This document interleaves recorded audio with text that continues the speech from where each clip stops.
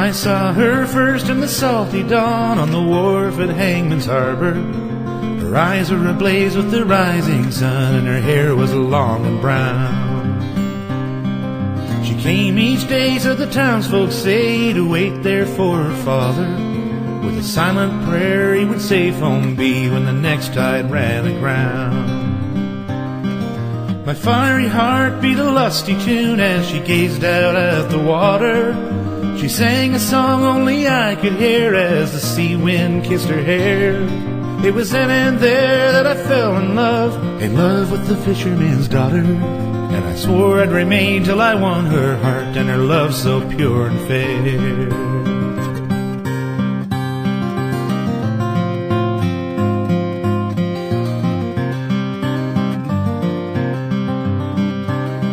I saw her down at the Golden Crown in the morning 3 days after.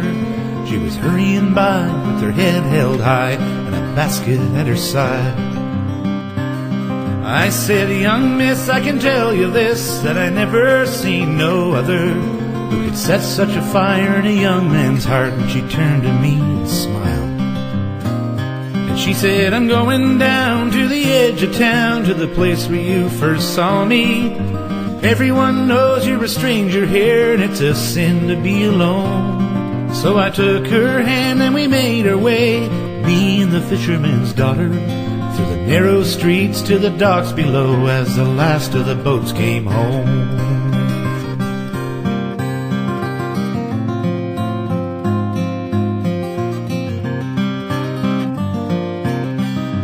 "Where, oh, where can my father be?" said she as the fleet was anchored. "He is not among these, and he's never been late to return back home to me." Then someone cried through the fire outside of the mouth of Hangman's Harbor. She looked and saw it was her father's boat, ablaze there in the sea. There were 50 men on the wharf that day, but not one moved to save him. They were fishermen all, and they feared the sea, for none of them could swim.